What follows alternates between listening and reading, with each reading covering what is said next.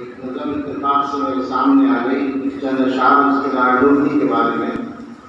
شعار عام ہے دارالعلوم کا، الہام پر قیام ہے دارالعلوم کا، اس کا وجود عظمت اسلام کی دلیل، کتنا بلند مقام ہے دارالعلوم کا.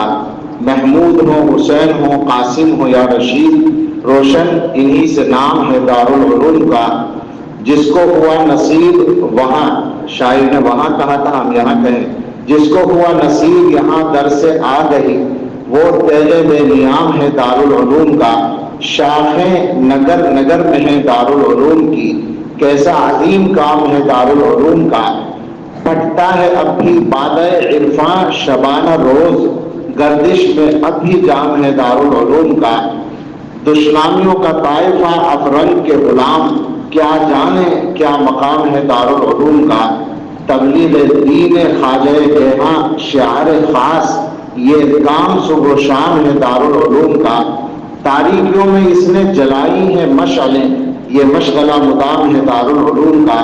چرچا ہوا ہے دین محمد کا چار خون، یہی تو فیض عام ہے دارالعلوم کا. روشن قلوب میں ہے چراغ علوم و فن، یہ حسن اہتمام ہے دارالعلوم کا. چڑھتا نہیں گناہ پہ یہاں نیکیوں کا چھوڑ، پیغام حق پیام ہے دارالعلوم کا.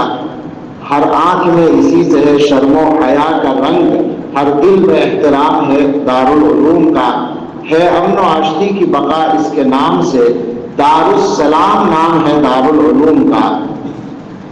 اکرام یہ شاعر کا نام ہے.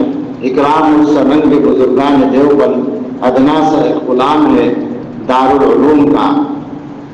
دارالعلوم کیا ہے اور اس کی قدر ہمیں کس طرح کرنی ہے، اور خاص طور سے یہ موقع جو اللہ تعالیٰ نے ہمیں عطا فرما دیا اپنے کرم سے، اس کو کس طرح سے شروع کرنا ہے اور اس طرح کے آگے اس میں کوئی رکاوٹ نہ آئے اور ہماری کوئی غلطی اس میں رکاوٹ کا سبب نہ بنے.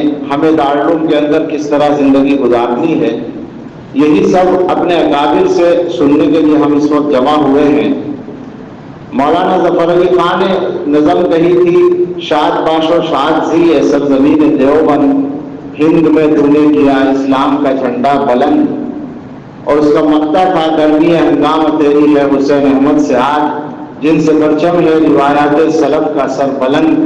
آج ہماری سعادت ہے کہ آج کی گرمی ہنگامہ ابن حسین احمد سے ہے. اللہ تعالیٰ ان کا سایہ ہمارے سروں پر قائم رکھے.